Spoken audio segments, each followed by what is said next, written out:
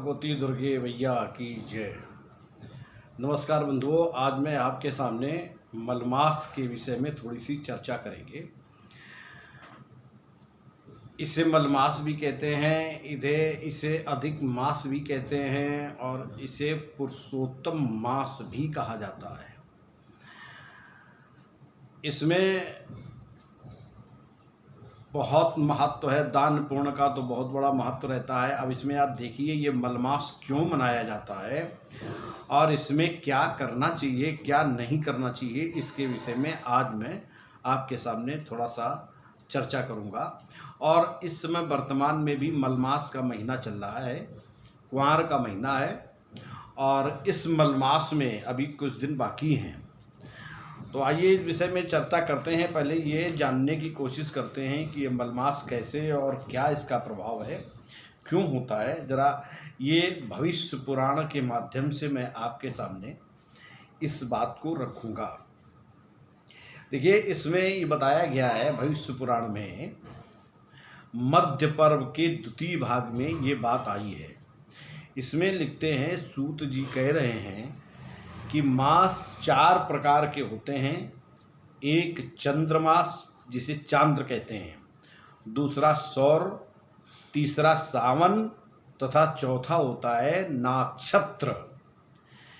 शुक्ल प्रतिपदा से लेकर के अमावस्या तक का जो मास है, जो समय है, उसे चांद्र मास कहा जाता है। सूर्य की एक संक्रांति से दूसरी संक्रांति में प्रवेश करने की जो समय और अवधि बताई गई है उसे सौर मास कहते हैं। पूरे 30 दिनों का सावन मास होता है। अश्विनी से लेकर के रेवती पर्यंत, अश्विनी नक्षत्र से लेकर के रेवती पर्यंत जो समय होता है उसे नाक्षत्र मास होता है, उसे नाक्षत्र समय कहते हैं। सूर्योदय से दूसरे सूर्योदय तक जो दिन होता है उसे सावन दिन कहते हैं। यानी सूर्योदय से लेकर के दूसरे दिन सूर्योदय तक जो समय है उसे सावन दिन कहा जाता है। और एक तिथि में चंद्रमा जितना एक राशि तिथि पर रहता है वह चांद्र दिवस कहलाता है। जिस राशि पर जिस तिथि पर चंद्रमा जितना रहता है उसे चांद्र दिवस कहते हैं। और राशि के 30वें भाग को सौर दिन कहा जाता है। ये तो बात मैंने आपको बताई, जो इसकी शुरुआत है, इसकी गणना यहाँ से की जाती है, वो मैंने आपके सामने बताया। अब इसमें देखिए ज़रा कि इसका क्या महत्व है और क्या करना चाहिए क्या नहीं करना चाहिए।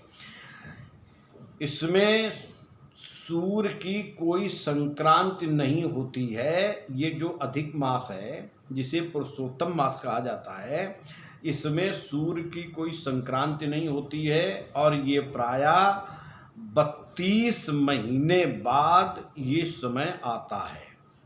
जो तिथि घटती बढ़ती रहती है वही जुड़ करके आगे एक नया महीना बन जाता है, जो करीब 32 मास यानी 32 महीने बाद वो समय आता है। इस महीने में सभी तरीके की, देखिए इसमें क्या क्या करना चाहिए। इस महीने में सभी तरीके की प्रेत क्रियाएं यानी श्राद्ध कर्म और पितरों की उद्धार की क्रियाएं, पिंडदान वगैरह, ये भी इस समय किया जाता है।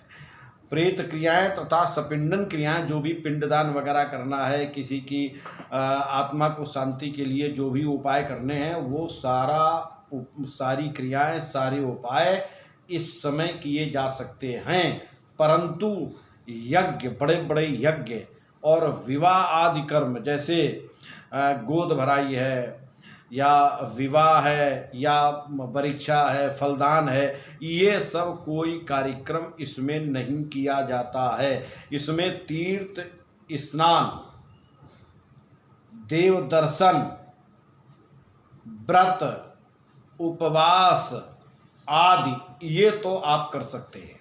देखिए, इसमें इसका बड़े विशेष महत्व है। आप तीर्थ स्नान करें, इसके अलावा देवताओं के आप दर्शन करें, आप कोई व्रत करें, कोई उपवास करें, आदि ये क्रियाएं आप इसमें कर सकते हैं। लेकिन एक बात और देखिए, राज्याभिषेक यानी कोई पद ग्रहण करना हो, किसी प्रकार की कोई शपथ ग्रहण हो, वो इस समय शपथ ग्रहण ये मलमास में बहुत ही यानी इस महीने में बहुत ही उत्तम माना जाता है। कोई पद ग्रहण करना हो, किसी प्रकार का कोई अधिकार लेना हो, वो सारी क्रियाएं मलमास में करने से उसमें स्थिरता आती है। देखिए और क्या चीज़, एक विशेष बात समझ लीजिए, व्रत का आरंभ, कोई नया व्रत आप प्रारंभ करने जा रहे हैं, कोई नई प्रकार की पूजा प्रारंभ करने जा रहे हैं, देवताओं की प्रतिष्ठा, चाहे भगवान शंकर की हो, चाहे देवी देवताओं एनीबडी किसी की भी कोई प्रतिष्ठा हो, वो प्रतिष्ठा जनेऊ कर्म और मंत्र की उपासना, यानी कोई मंत्र आप सिद्ध करना चाहते हैं और उसकी आप दीक्षा लेकर के और उसको आप तैयार जप करके और पूरा प्रयत्न करके उस सिद्धि के लिए आप पूरा योजना बनाते हैं, आप पूरा प्रयत्न करते हैं, वो सारा विवाह आदि ये सारा काम, नए घर का निर्माण, नए घर में प्रवेश यानी गृह प्रवेश, नया घर में प्रवेश करना यानी गृह प्रवेश, गौ आदि को यानी गाय का दान लेना, गाय का दान लेना और देना, ये दोनों, या कोई दंड ग्रहण करना, जैसे दंडी महात्मा दंड ग्रहण करते हैं, ये तरीके का अभिषेक कर्म, किसी का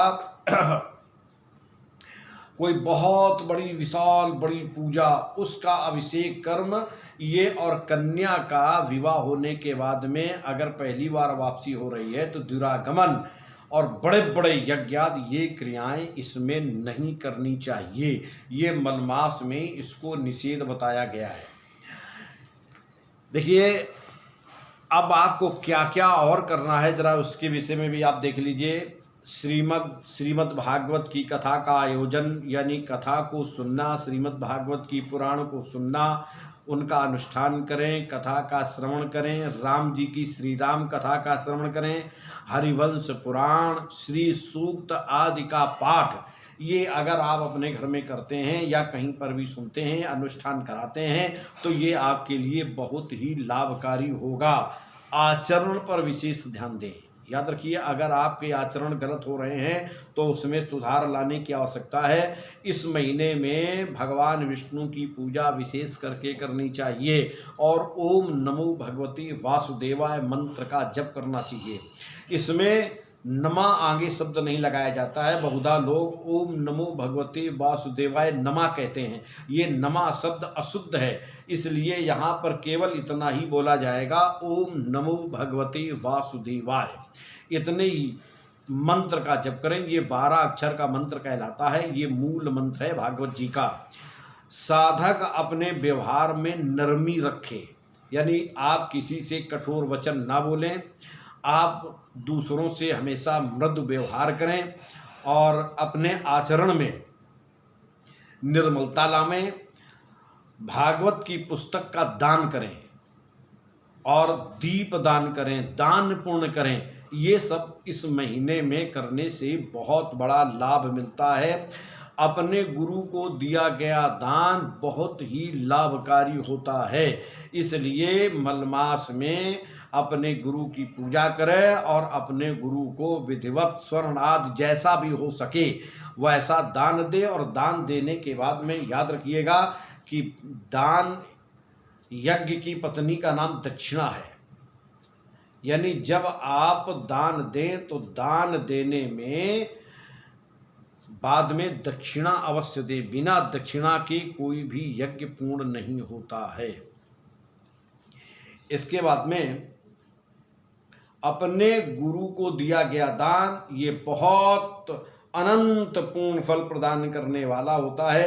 अब देखिए इसमें एक और कथा आती है भागवत जी की। जिस समय सनत कुमारों ने भगवान विष्णु के जो 2 पार्षद थे जो वैकुंठ में थे, जय और विजय, जब ये भगवान के दर्शन करना चाहते थे सनत कुमार, तो जय विजय ने रोक दिया। तो उन्होंने उनको श्राप दे दिया जय विजय को, सनत कुमारों ने, कि तुम 3 जन्मों के लिए राक्षस हो जाओ। तो पहले जन्म में हिरणाक्ष हिरण्यकश्यप बने, जो भगवान नरसिंह के द्वारा मारे गए। दूसरे जन्म में रावण कुंभकर्ण हुए, जो भगवान श्री राम जी के द्वारा मारे गए। और तीसरे जन्म में शिशुपाल और दंतभक्र हुए, जो भगवान कृष्ण के द्वारा मारे गए। तो हिरण्याकश्यप जब ये पैदा हुआ था तो इसने ब्रह्मा की बहुत बड़ी तपस्या की थी और ब्रह्मा से वरदान मांगा था, मैं 12 महीने में कभी न मरूं। तो भगवान ने इसको मारने के लिए, चूंकि इसने ब्रह्मा का वरदान लिया है कि 12 महीने में कभी न मरें, इसलिए भगवान ने एक अलग से महीना, ये मलमास का महीना निकाला था और इस महीने में ही हिरण्याकश्यप का वध किया था। एक अत्याचारी का वध हुआ था, धर्म की स्थापना हुई थी। तो ये मलमास जो हमने अपने जीवन में पाप किए हैं वो भी नष्ट करने का एक बहुत बढ़िया समय है। जैसे अगहन, अग माने पाप, हन माने नष्ट कर देना। जैसे प्रत्येक वर्ष में अगहन महीना आता है, वो भी बहुत ही पुण्यदायी माना जाता है। ऐसे ही हर तीसरे वर्ष जो ये मलमास होता है, ये भी पापों को नष्ट करने वाला और दान पुण्य आदि करने के लिए बहुत उत्तम समय है। तो इसका अवश्य लाभ लेना चाहिए।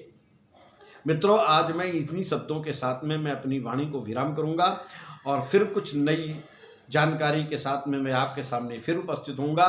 तब तक के लिए नमस्कार। बोलो नरसिंह भगवान की जय।